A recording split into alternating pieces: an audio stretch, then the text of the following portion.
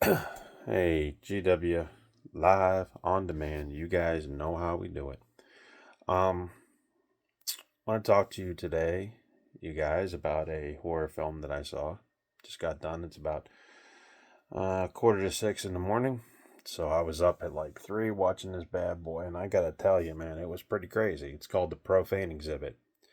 Before we get into that, I just want to make one little point, and this is not related to movies or whatever. This is just my way of thinking. Sorry, I got something in my eye, guys. You know, over the last week, 2 weeks, whatever, I'm a maintenance man at my job, and I always was looking at something bigger. I always was trying to get to the next step. And sometimes it takes a special person to talk to you and tell you that even though that a title might be better than yours, doesn't mean it's necessarily a better position. That goes with everything. You could be, a bank teller, but if you don't have the skill set to implore that job's meaningless. So, my job, like I said, I'm a maintenance man at my company, and I made the mistake that a lot of people have made. I made a mistake that I thought my title was better, or my attitude was arrogant, and I thought I was better than most. And I didn't take into consideration the fact that everybody's job in the company is important, which makes a company successful. And I just wanted to say thank you to the person that pointed it out, MC. You know who you are. And when you change your perspective on where you're at, you can excel greatly at where, the area of expertise you're in. So I just wanted to address that because I know where I work, titles are all over the place. Titles are even, they're everywhere in companies and jobs. And if you forget how important you are or don't realize it, you're going to fly off the handle and you're going to think you're always going to be wanting something better. And something better will come along if you are just cool about it and you just, stay on course and you treat everybody as you want to be treated, which I know in the business world is really, really hard to do. And I learned that lesson the hard, I didn't see that lesson. And I'd like to thank my man MC for talking to me straight now. Cause my man MC, he's a very smart guy. He can see the forest from the trees, so to speak. He can see angles that you necessarily wouldn't see because he's more business savvy. He's more, smart about that type of thing. So I just wanted to bring that up because it made me feel better knowing that when you switch perspectives, it can give you a whole new outlook. And I just wanted to bring that up. Now that we're done with that, I'd like to go into a movie that I just watched, an anthology style movie. It was called The Profane Exhibit. And guys, this is probably, you're going to either love this movie for what it is, or you're going to be nitpicking and complaining about it the entire time.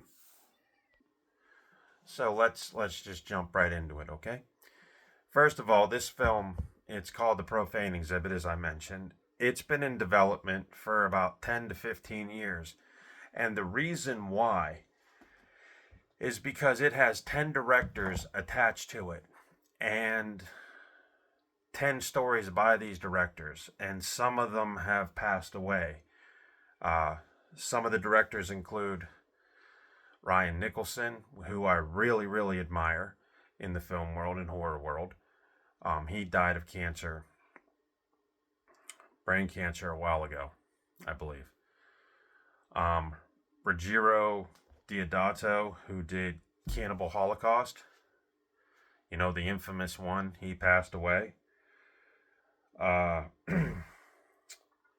U Boll, believe it or not, is on here.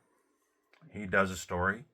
He directed not the greatest movies in history, but he has a cult following. He is known for the worst video game adaptation movies ever. Postal, Alone in the Dark, Blood Rain, let's see. You guys are going to have to give me a minute because there's so many directors on here. Yoshihiro Nishimura. He did Tokyo Gore Police, which I saw and I really enjoyed. Marion Dora. Marion Dora did the he did Cannibal, the movie I talked about with the German cannibal case. He did that one. He has a story on here. Nacho Villagando. I don't know who he did. Sergio Stivoletti. I don't know who he is, but if I saw the story, which I did, and I can correlate, I'll tell you if it's any good. Michael Todd Schneider, Jeremy Kasten, Anthony DeBlasi, and yeah. So these are all underground, sort of not mainstream film directors. Ryan Nicholson's track record includes Gutterballs, Hanger, Torched, Live Feed, Bleeding Lady with Dan Ellis. Dan Ellis is actually in the Ryan Nicholson story. It's the one I know the best. When Ryan was still living, he sent me a copy of it via Dropbox. And his story is called The Good Wife, which we'll get into in a little bit. But you're either going to love this movie or hate it because it's very, very graphic. And the stories are about maybe 7 to 10 minutes long, maybe a little bit more in some cases. But there's 10 stories on here. And I don't think that there's a movie that could equal this in terms of content. So we're going to try to break down some stories for you. The first one is called Mother May I, and it's directed by Anthony DeBlasi. Now, this story revolves around a Catholic religious school. Excuse me. And there's 2 girls there. And it's an interesting dynamic. So the cast includes, as Sister Sylvia, she is the patriarch nun in the film, the mother, the superior sister.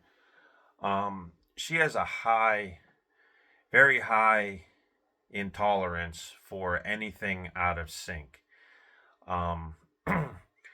So she's the story actually only includes 3 characters: Sister Sylvia, Sadie, Mabel, 4, and the orphan girl. Now, the orphan girl you don't really see because she's sort of deformed. She sits in the corner. Very, very creepy stuff. But the story revolves around Sadie and Mabel, and one, is that rebellious, I'm going to have a boy up to my room, we're going to do this. The other one told a little lie. And I'm going to try not to give away the whole plot so you guys can check it out. But let's just say that this story shows 2 things. One, you could lie a little bit, but your heart could be in the right place. And 2, that some of these religious figures that come across as a moral policewoman really doesn't have it all upstairs. And it was a good intro, and the way it was shot was elaborate. It was very cool, and it set the tone for what's to come. Now, the second story is called Hell Chef. This is directed and and written by Yoshihiro Nishimura, the guy that did Tokyo Gore Police. So of course it's going to be based in Tokyo. It's a short little snippet of a pair of girls, one older, one younger, and the younger one gets taken in a back alley to have sex. And things go a little sideways in this. The man that wanted to engage in sex gets sort of hit in the head, and they have to dispose of the body. This is a very goofy take, and if you've seen Tokyo Gore Police, you know that it's not going to be a straight narrative. It's going to be goofy, ultra violent, and not reality based. But basically, the two girls turn this dude into human sushi, and it's very graphic. It has a little bit of a comedy or an absurd side to it. It was one of them ones that you could have left out of here, but I see why they put it in here. And honestly, it fits pretty well. This is where the gore factor starts kicking up in the film. You'll notice that with stories, from here on out, that the gore factor kicks up. And this is actually, if you like this story, but you don't like the absurdity of it, check out 3 Degrees. I think that's the movie. 3 Degrees, or 3 Extremes. And you'll see a story in which a woman turns babies into dumplings. Pretty sick stuff. But if you're into it, check it out. Now we're going to get into the next story. It's called Basement. It's done by Yu Bo. This is basically the closest. It has the atmosphere of Blue Velvet, where the outside and the people that when they get out of the house, they're nice and friendly, yet they're cautious. But there's something sinister, and these people basically have a secret that's hidden in their basement. And it's a very short one, and it's a very intense one. It shows how people could be squeaky clean on the outside world, but how should I put this? There's incest, and there's things that just are creepy and eerie that are locked away behind a beautiful facade. And the interesting thing about it is that Clint Howard is in this. Clint Howard in this story, believe it or not, for about 7 or 8 minutes or 10 minutes, however long the story goes on, is one of the most creepiest, dirtiest parents. He plays one of the dirtiest parents in the world. And he does it where it's very believable. There is really no gore in this. It's just a sexual terror story. So we're covering all bases here. The next story is called Bridge, and it's directed by the late Ruggiero Deodato. This story is a little bit strange. It's probably one you would have to watch twice. It deals with 2 kids that are just walking in the woods, a boy and a girl, and they come across a huge bridge.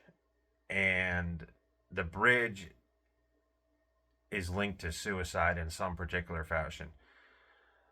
When you watch the story, there's a little bit of blood, not too much, but it almost, as these kids are, when you watch the story, the kids are symbols for death because they end up lunging at a woman at the very end of the story. It needs rewatched and analyzed, I think, but it's not the strongest in the set, but it's done well for what it is. Now we come to a very, very interesting story. It's called Tophet Quadrum. And it deals with a woman and a man in Rome. And the woman gave birth to twins, and they say one of them passed away during childbirth. Then what follows is a very short nightmare into what's really real. Think Rosemary's Baby, only with people that want to turn women into werewolves. The gore factor is amped up very, very much in this film because there's a few maulings, very, very graphic stuff. Uh, in this story, you will see teeth being pulled, fingernails being pulled off, a lot of slashings. It's crazy, and it just gives you the eerie feeling that, again, there's this whole other realm that basically is hidden from from where you're at. They start the story with a sister who's missing, and again, this needs watched a second time to figure out how this sister correlates with what's going on, unless she ran away and got killed and she knew the secret. But you have to rewatch it because I didn't catch it the first time. I'm going to be dead honest with you guys. The werewolf effects for the woman werewolf, and it deals with a cult who's trying to create a new race, and especially of these women werewolves. It was done very well, but it's a strange story, but it's entertaining, and it could probably be one of those stories that could be a standalone movie if need be. All right. This is one of my favorite stories in the whole anthology just because I know it well.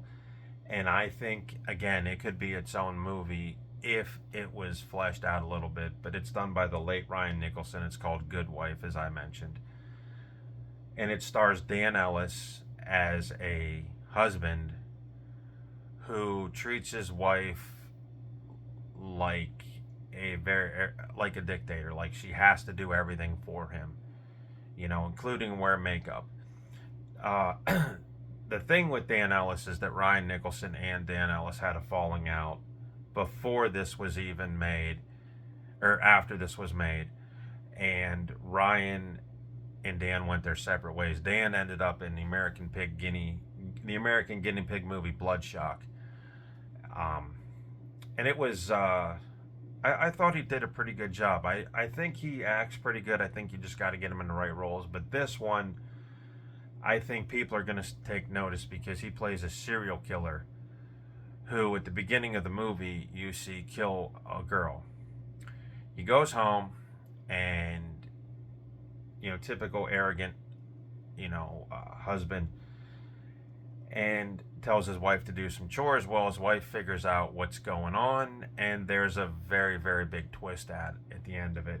Very short, but if you're familiar with Nicholson's work, then you'll see that he's not afraid to get very low down, graphic, and a bit crazy. And this is a story that I think is underrated, and again, could probably end up being its own movie if you fleshed it out and made this segment here the very end of it. But Ellis is convincing as a serial killer. I'm telling you, he has this whole morality, this deranged morality that you get to see ooze out of him for at least, like I said, 10 to 15 minutes. So very, very cool.